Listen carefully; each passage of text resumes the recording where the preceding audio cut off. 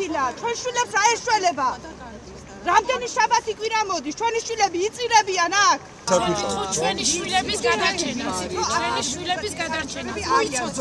კუნთოვანი დისტროფიის მქონე მოზარდების მშობლებს განგაში სიგნალი აქვთ ჩართული. თითქმის 1 წელია ეგრეთ წოდებული დიუშენის დაავადების სამკურნალო პრეპარატს პაციენტები ითხოვენ, თუმცა ქმედით ნაბიჯებს ჯანდაცვის სამინისტრო არ დგამს. უყურადღებობის გამო მშობლები 2 თვეა პროტესტის რეჟიმში იმყოფებიან და იგივე მოთხოვნით მთავრობის კანცელარიასთან აქციაც გამართეს. საქმე ეხება ბავშვებს და ბავშვების სიცოცხლეს.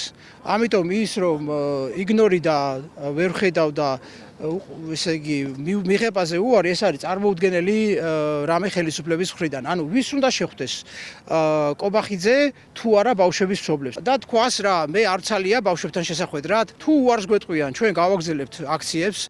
კუნთოვანი დისტროფიით დაავადებული ბავშვების მშობლები ამბობენ, რომ მიხეილ სარჯველაძესთან მოლაპარაკებები ჩიხში შევიდა, ვინაიდან მინისტრი დროს ითხოვს, თუმცა დრო ბავშვებისთვის არ არსებობს, რადგან აღნიშნული დაავადება სწრაფად პროგრესირებს, რის გამოც შესაძლოა ნებისმიერ წუთს მოზარდმა სიარული შეწყვიტოს. ამიტომ მშობლებს პროტესტის გარდა სხვა ბერკეტი აღარ დარჩათ.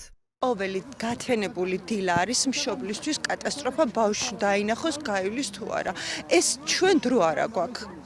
ფიზიკურად არა გვაქვს დრო. ბავშვი თუ დღეს ხვალ არ მივაშველთ ეს წამალი, შეიძლება ეს ბავშვი დაჯდეს უკვე ეთში და იმ ბავშვს უკვე აღარაფერი, ანუ უკვე დაგვიანებულია ამისთვის ყველაფერი. ბავშვი იმ წუთში უნდა შველა, მანამ ეს ბავშვი კიდე მოგყვება. ერთი დაკარგული დღე არის კუნთის გაჩერება, ერთი დაკარგული თვე არის მოძრაობის შეწყვეტა და ერთი დაკარგული წელიწადი არის, რა თქმა უნდა, სიცოცხლის შეწყვეტა. მთავარია პროცესი დაიწყოს.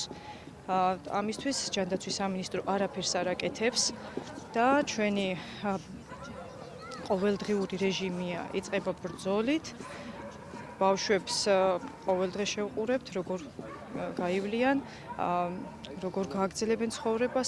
დიუშენის კუნთოვანი დისტროფია იშვიათი გენეტიკური დაავადებაა, რომელიც კუნთების ატროფიით გამოიხატება და სტატისტიკის თანახმად მსოფლიოში ყოველი 3,000 ბიჭიდან ერთს ემართება.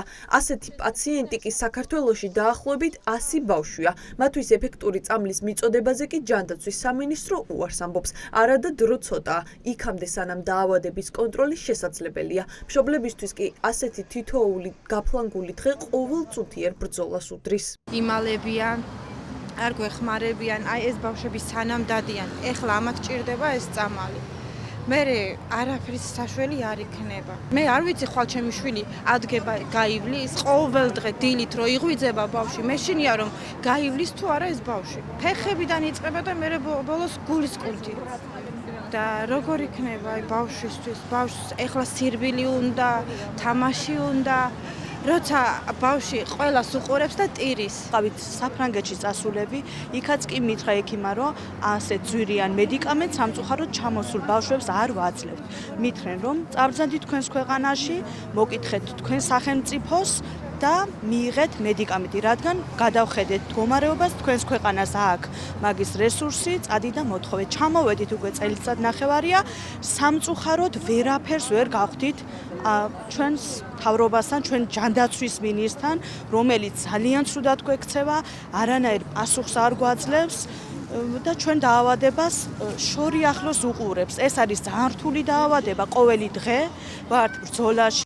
ახლა მთავარი კითხვა, ერთწლიანი ბრძოლა გამოიღებს თუ არა შედეგს და მოხდება თუ არა საქართველოში იმ სამკურნალო პრეპარატის შემოტანა, რომელსაც დიუშენის დაავადების მქონე ბავშვებისთვის სასიცოცხლო მნიშვნელობა აქვს.